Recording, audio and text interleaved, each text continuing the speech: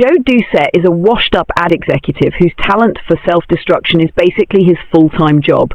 One rainy night, after sabotaging a business deal and getting blackout drunk, he's suddenly kidnapped. No ransom note, no dramatic speech. Just poof, vanished. He wakes up in what looks like a slightly upgraded budget motel room with no windows and way too much surveillance. The door never opens. Food shows up through a slot. The TV is his only contact with the outside world. He spends 20 years there, 20.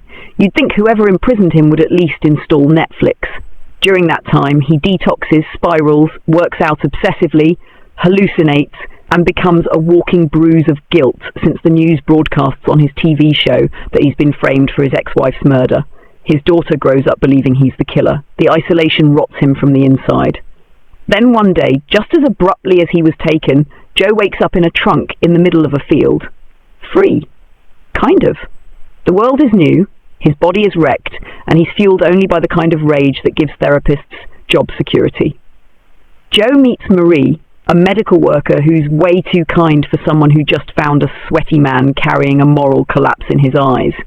She helps patch him up, which he repays by dragging her into his revenge quest, because men in revenge stories are allergic to protecting bystanders. Joe starts tracking clues about his imprisonment.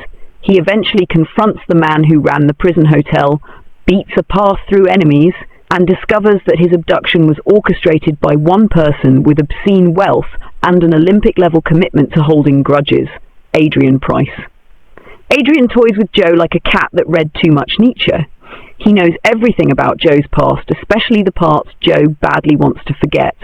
In high school, Joe accidentally exposed a taboo relationship involving Adrian's family, triggering a tragedy that upended Adrian's life. Adrian spent decades engineering this revenge plot with the dedication of someone who should not be allowed near spreadsheets. The nastiest part of Adrian's revenge? He manipulated Joe into forming a romantic bond with Marie. Through evidence and psychological gut punches, Adrian reveals that Marie is actually Joe's daughter. He didn't recognize her after 20 years of absence. This is the breaking point. Joe's entire soul caves in. Joe, shattered and refusing to let Marie learn the truth, cuts himself out of her life entirely. He sends her a letter full of lies to shield her, then returns to voluntary imprisonment. He goes back to the same kind of isolation chamber, handing over a chunk of money to keep himself locked away indefinitely. It's his way of punishing himself and sparing Marie from ever knowing the horror of what happened.